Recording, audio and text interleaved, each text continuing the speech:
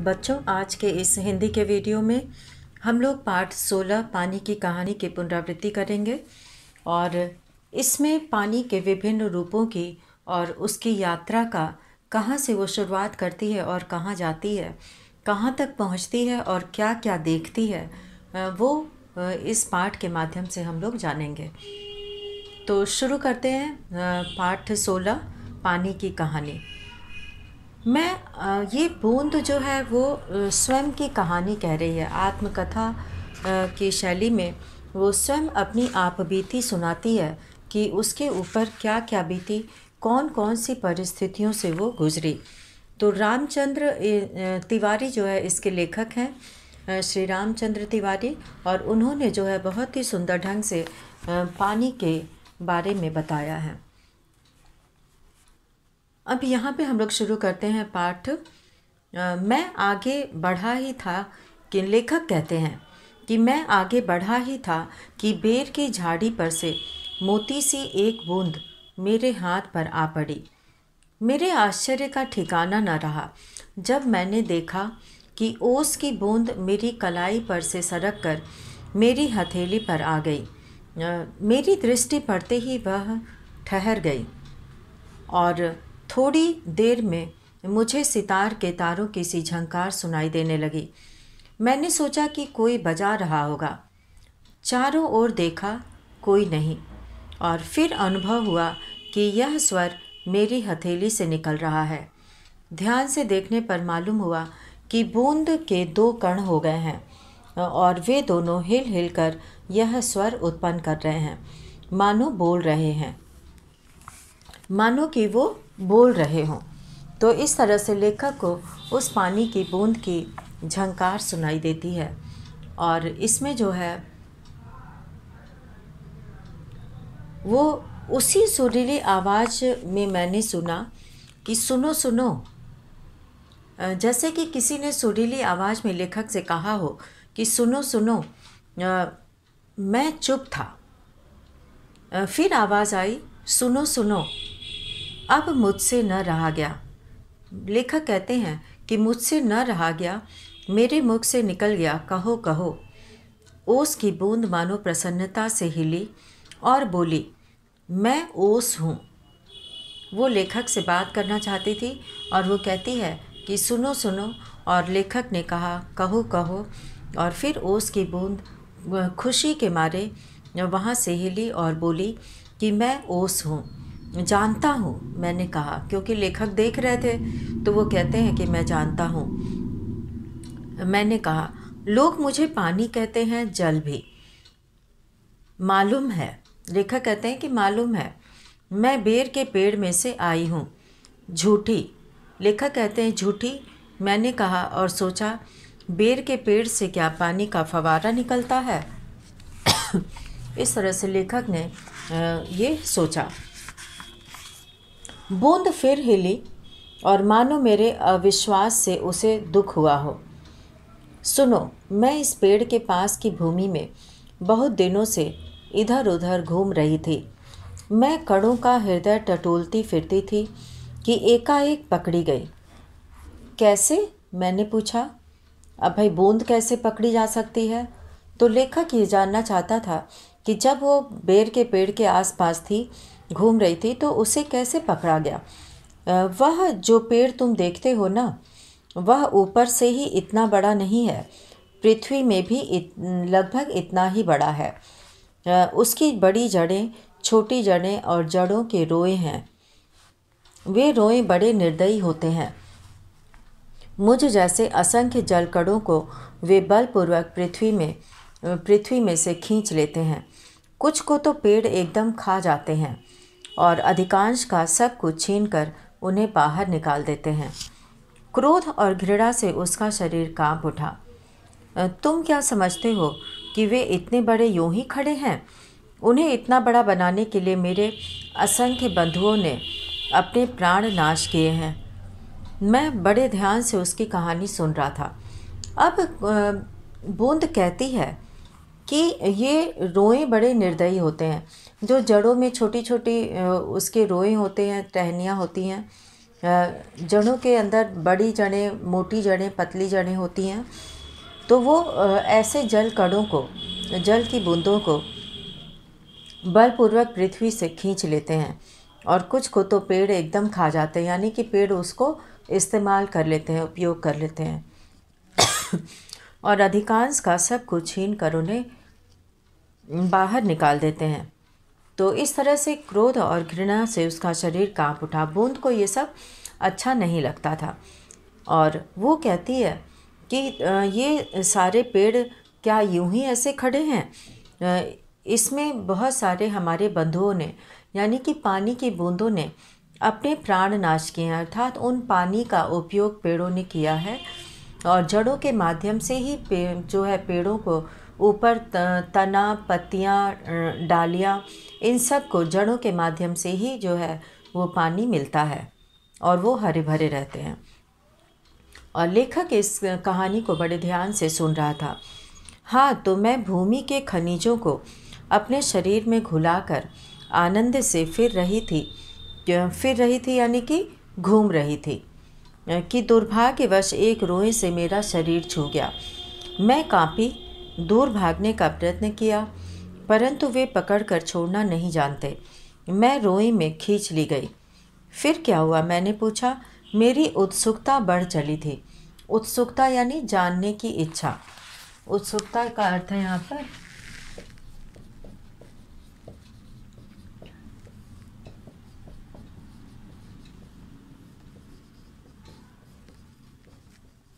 उत्सुकता, जानने की इच्छा।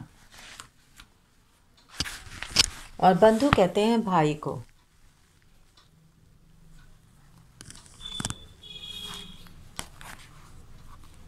अब जो है लेखक को ये जानने की बहुत इच्छा जागी कि आगे क्या होता है। तो वो बताती है कि मैं एक कोठरी में बंद कर दी गई। थोड़ी देर बाद ऐसा जान पड़ा कि कोई मुझे पीछे से धक्का दे रहा है, और कोई मानो हाथ पकड़कर आगे को खींच रहा है। यानी पेड़ की जड़ जो है वो पानी को अपनी जड़ों से खींचकर ऊपर पहुंचाते हैं, ताकि ऊपर के पत्ते और टहनियाँ और तने जो है वो हरे भरे रहें। और इसी तरह से इस बूंद को भी ऊपर खींच लिया गया। मेरा एक भाई भी वहाँ लाया गया, यानी कि दूसरा जो है पानी का कण भी वहाँ आ गया। उसके लिए स्थान बनाने के कारण मुझे दबाया जा रहा था। आगे एक और बूंद मेरा हाथ पकड़कर ऊपर खींच रही थी। मैं उन दोनों के बीच पिस चली, अर्थात ये क्रम चलता रहता है पानी ऊपर पहुंचने का। मैं लगभग 3 दिन तक यह सांसत भोगती रही। सांसत यानी कि परेशानी, सांसत।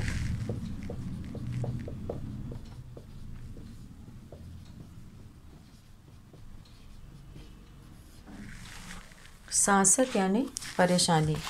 मैं यह परेशानी भोगती रही। मैं पत्तों के नन्हे नन्हे छेदों से होकर जैसे तैसे जान बचाकर भागी। मैंने सोचा था कि पत्ते पर पहुंचते ही उड़ जाऊंगी, परंतु बाहर निकलने पर ज्ञात हुआ कि रात होने वाली थी, और सूर्य जो हमें उड़ने की शक्ति देते हैं जा चुके थे, और वायुमंडल में इतने जल कण उड़ रहे हैं कि मेरे लिए वहाँ स्थान नहीं है। तो मैं अपने भाग्य पर भरोसा कर पत्तों पर ही सिकुड़ी पड़ी रही। अभी जब तुम्हें देखा तो जान में जान आई, और रक्षा पाने के लिए तुम्हारे हाथ पर कूद पड़ी। इस दुख तथा भावपूर्ण कहानी का मुझ पर बड़ा प्रभाव पड़ा। मैंने कहा, जब तक तुम मेरे पास हो कोई पत्ता तुम्हें न छू सकेगा। और इस तरह से बूंद की कहानी से, उस जल कण की कहानी से लेखक का हृदय जो है पिघल गया, और उन्होंने कहा कि जब तक मैं हूँ तुम्हें कोई छू न सकेगा। भैया, तुम्हें इसके लिए धन्यवाद है। अब बूंद लेखक को धन्यवाद कहती है। मैं जब तक सूर्य न निकले तभी तक रक्षा चाहती हूँ। उनका दर्शन करते ही मुझ में उड़ने की शक्ति आ जाएगी। मेरा जीवन विचित्र घटनाओं से परिपूर्ण है। परिपूर्ण है यानी कि भरा हुआ है। परिपूर्ण है, भरा हुआ।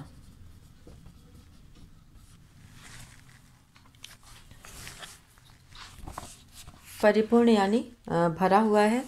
मैं उसकी कहानी तुम्हें सुनाऊंगी तो तुम्हारा हाथ तनिक भी न दुखेगा। अच्छा सुनाओ।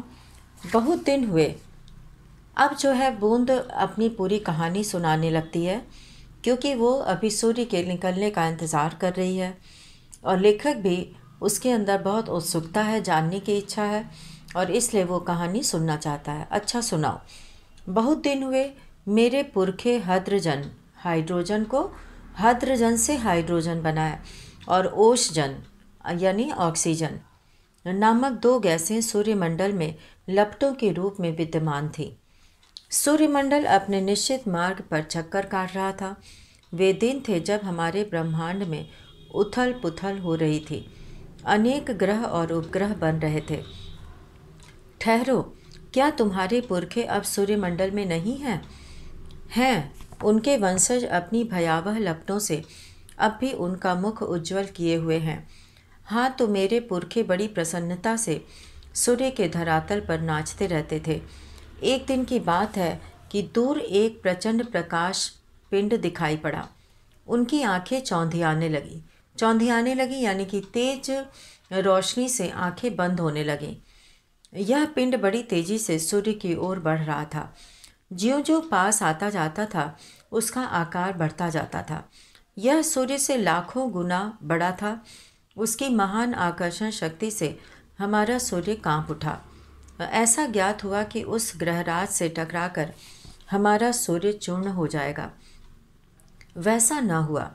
वह सूर्य से सहस्रों मील दूर से ही घूम चला, परंतु उसकी भीषण आकर्षण शक्ति के कारण सूर्य का एक भाग टूटकर उसके पीछे चला।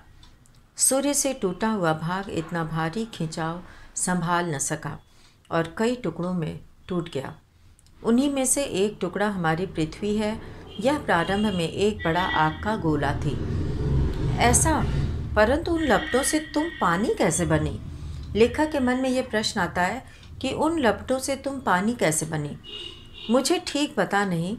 हाँ, यह सही है कि हमारा ग्रह ठंडा होता चला गया और मुझे याद है कि अरबों वर्ष पहले मैं हाइड्रोजन और ओशजन के रासायनिक क्रिया के कारण उत्पन्न हुई हूँ। उन्होंने आपस में मिलकर अपना प्रत्यक्ष अस्तित्व गंवा दिया है और मुझे उत्पन्न किया है। मैं अस्तित्व, यहाँ अस्तित्व कहते हैं पहचान को।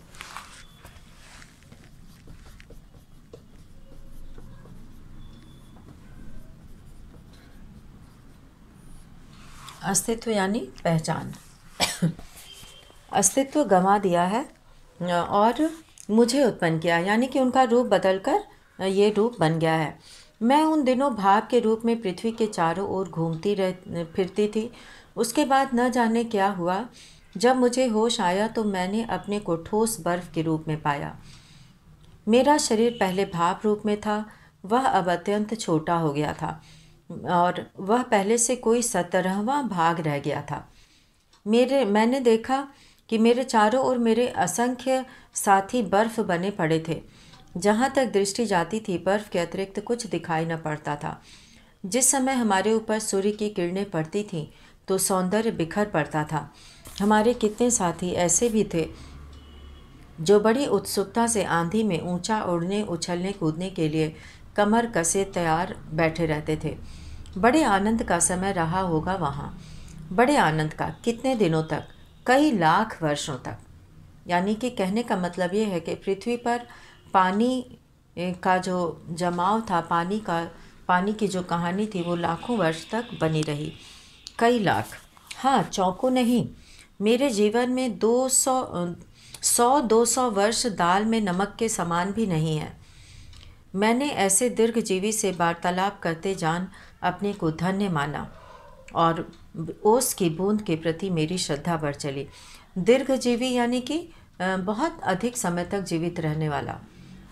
हम शांति से बैठे एक दिन हवा से खेलने की कहानियाँ सुन रहे थे कि अचानक ऐसा अनुभव हुआ मानो हम सरक रहे हों। सबके मुंह पर हवाइयाँ उड़ने लगी। अब क्या होगा? सबके हवाइयाँ उड़ना मतलब कि कुछ समझ न आना कि अब क्या होगा। इतने दिन आनंद से काटने के पश्चात अब दुख सहन करने का साहस हम में न था। बहुत पता लगाने पर हमें ज्ञात हुआ कि हमारे भार से ही हमारे नीचे वाले भाई दबकर पानी हो गए हैं। तो अब जो है ज्ञात होना मतलब पता चलना, ज्ञात होना।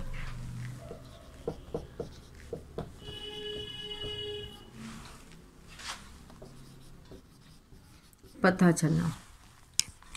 ज्ञात हुआ कि हमारे भार से ही जो है नीचे वाले भाई दबकर पानी हो गए हैं, उनका शरीर ठोस मन को छोड़ चुका है और उनके तरल शरीर पर हम फिसल चले हैं।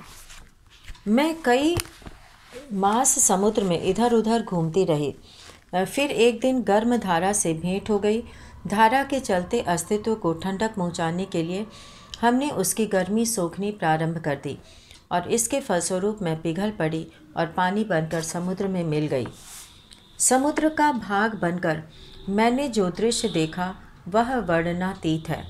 मैं अभी तक समझती थी कि समुद्र में केवल मेरे बंधु बांधवों का ही राज्य है, परंतु अब ज्ञात हुआ कि समुद्र में चहल पहल वास्तव में दूसरे ही जीवों की है और उसमें नीरा नमक भरा है। पहले पहल समुद्र का खारापन मुझे बिल्कुल नहीं भाया, जी मचलाने लगा, पर धीरे धीरे सब सहन हो चला। यानी कि बूंद भी जो है वो उस पानी में घुल मिल गई। खारापन मतलब नमकीन होना। एक दिन मेरे जी में आया कि मैं समुद्र के ऊपर तो बहुत घूम चुकी हूँ, भीतर चलकर भी देखना चाहिए फिर कि क्या है। इस कार्य के लिए मैंने गहरे जाना प्रारंभ कर दिया। गहरे यानी कि गहराई में। मार्ग में मैंने विचित्र विचित्र जीव देखे। मैंने अत्यंत धीरे धीरे रेंगने वाले घोंघे, जालीदार मछलियाँ, कई कई मन भारी कछुए और हाथों वाली मछलियाँ देखी। एक मछली ऐसी देखी जो मनुष्य से कई गुना लंबी थी। उसके 8 हाथ थे। वह इन हाथों से अपने शिकार को जकड़ लेती थी। और मैं और गहराई की खोज में किनारों से दूर गई तो मैंने एक ऐसी वस्तु देखी कि मैं चौंक पड़ी। अब तक समुद्र में अंधेरा था। सूर्य का प्रकाश कुछ ही भीतर तक पहुंच पाता था और बल लगाकर देखने के कारण मेरे नेत्र दुखने लगे थे। मैं सोच रही थी कि यहाँ पर जीवों को कैसे दिखाई पड़ता होगा कि सामने ऐसा जीव दिखाई पड़ा मानो कोई लालटेन लिए घूम रहा हो। यह एक अत्यंत सुंदर मछली थी। लालटेन यानी कि जिससे कि रोशनी मिलती है, जिसको जलाकर इसके शरीर से एक प्रकार की चमक निकलती थी जो इसे मार्ग दिखलाती थी। इसका प्रकाश देखकर कितनी छोटी छोटी अनजान मछलियाँ इसके पास आ जाती थीं और जब यह भूखी होती थी तो पेट भर उनका भोजन करती थी। विचित्र है। अब लेखक को ये सब बहुत विचित्र लगा और फिर वो बूंद आगे बताती है कि जब मैं और नीचे समुद्र की गहरी तह में पहुंची तो देखा कि वहाँ भी जंगल हैं।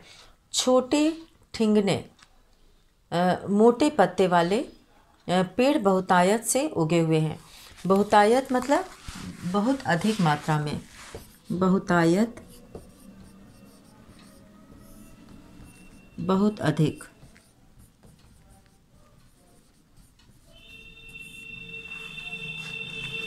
बहुतायत यानी कि बहुत अधिक मात्रा में उगे हुए हैं।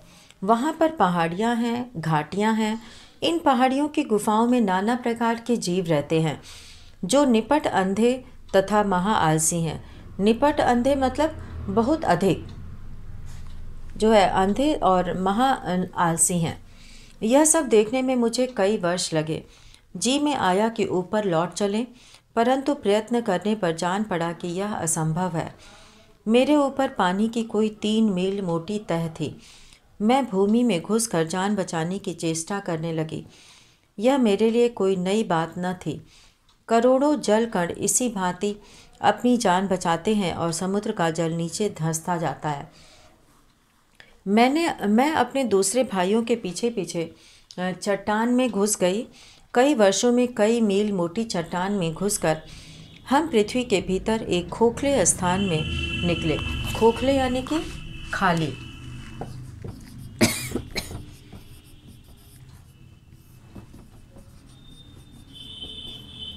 खोखले का अर्थ है खाली। खोखले स्थान में निकले और एक स्थान पर इकट्ठा होकर हम लोगों ने सोचा कि क्या करना चाहिए। कुछ की सम्मति में वहीं पड़ा रहना ठीक था। सम्मति मतलब सहमति, सोच। परंतु हमें कुछ उत्साही युवा भी थे। वे एक स्वर में बोले कि हम खोज करेंगे, पृथ्वी के हृदय में घूम घूम कर देखेंगे कि पृथ्वी की भीतर क्या छिपा हुआ है। भीतर मतलब अंदर क्या छुपा हुआ है। तो इस तरह से बूंद जो है यहाँ तक पहुँचती है अपनी कहानी बताते हुए। तो आज के वीडियो में हम लोग यहीं तक पढ़ेंगे। इसका शेष भाग हम लोग अगले वीडियो में पढ़ेंगे। धन्यवाद।